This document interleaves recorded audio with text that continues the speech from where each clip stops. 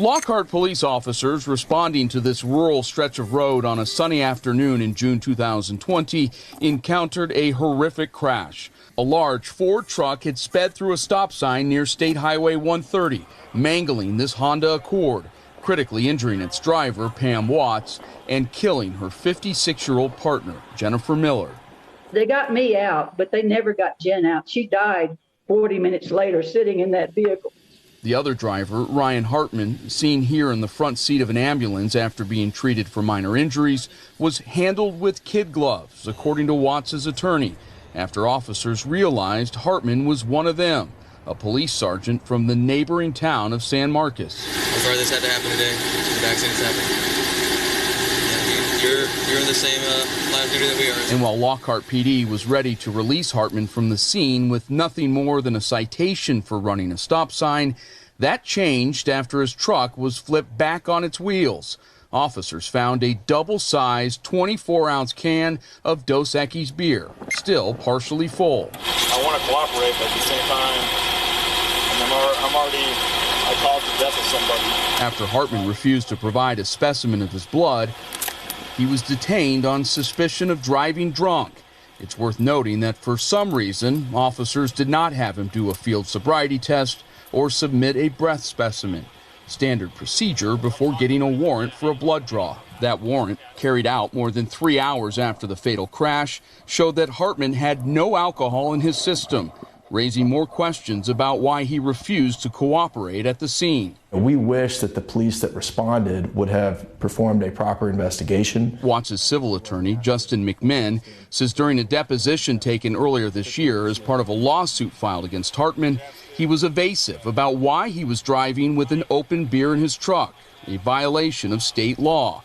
Hartman, according to records, claimed the can had been in there a day or two while he worked on his buddy's ranch while quarantining for a possible exposure to COVID, before admitting that the scenario looked bad and was obviously an issue for him. And he had an open container in his vehicle, and then he refused a blood draw. And you have, defendants every day in Hays County and the city of San Marcos that are being prosecuted for similar conduct. A month after the crash, the district attorney for Caldwell County, where the wreck happened, recused himself after having previously worked in the same county as Hartman. The next month, Lockhart PD filed the case as a criminal negligent homicide, but didn't charge Hartman for the open alcohol container.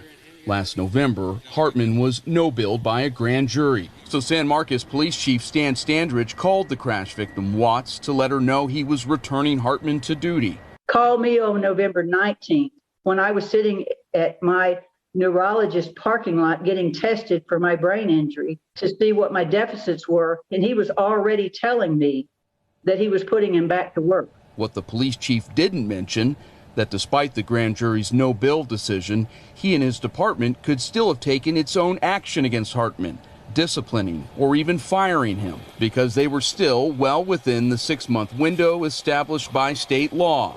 But records obtained by us show that later Standridge took things even farther, this time telling the public that by the time of the no-bill, that 180-day period had lapsed. That's false. Only 144 days had transpired. And again, there was nothing stopping San Marcos PD's internal investigation from playing out, while Lockhart PD's criminal investigation did, something Standridge himself acknowledged in May. Those same records also indicate the city council and mayor of San Marcos weren't formally briefed on Hartman's fatal crash until April of this year, 10 months since it happened, and long after Hartman himself had returned to arresting people on alcohol-related offenses. I mean, he took an angel off of earth and has shown absolutely no remorse for having done so. He thinks he deserves to still wear the uniform and stand in judgment of others. And quite frankly, I don't get it, how no one appears to be upset with that. For the defenders, Dylan Collier, KSAT 12 News. Sergeant Hartman did not respond to a request for comment. His civil attorney hung up when reached on the phone for comment. Watts' civil lawsuit against Hartman is tentatively scheduled to go to trial in Hays County in January. That trial date could be delayed, though, due to the COVID-19 pandemic.